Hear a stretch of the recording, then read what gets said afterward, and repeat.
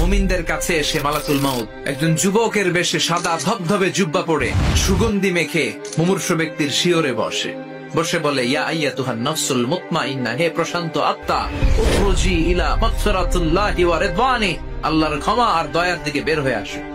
বলা মাত্রই মুমিনের আত্মাটা স্মুথলি বের হয়ে আসে।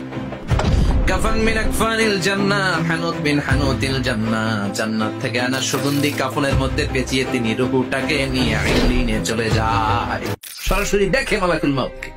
আর যারা ইসলাম বিরোধী, কোরআন বিরোধী, তাদের সামনে এসে মালাকুল মাউত ত্রাস সৃষ্টি করে। আগে ধমক মালাকুল মাউত এসে কাফের নাস্তিক মুশরিকদের সামনে সেরকম একটা ত্রাস সৃষ্টি করে, ভয়ে লোকটা কাঁপতে থাকে।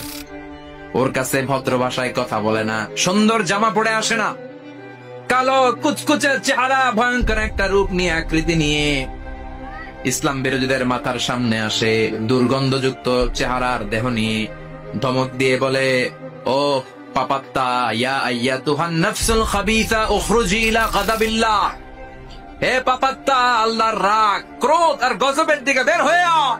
মুমিনের আত্মা বলার সাথে সাথে যেমনি মুমিনের দেহ থেকে বের হয়ে জান্নাতি কাফনের ভেতরে ঢুকে, কাফেরদের আত্মাও কি এরকম তাড়াতাড়ি বেরোতে চায় নাকি?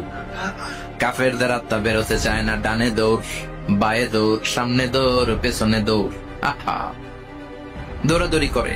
মালাকুল মাউত এটাকে টেনে হিচড়ে, একটা জীবিত ছাগলকে জবেহ না করে, জবাই না করে, তার চামড়া উল্টা দিকে টেনে হিচড়ে বের করলে ছাগলটা যত কষ্ট পায়, এর সে কম 70 গুণ বেশি কষ্ট দিয়ে কাফের মুশরিক আর গাদ্দারদের রূহ কবজ করা হয়।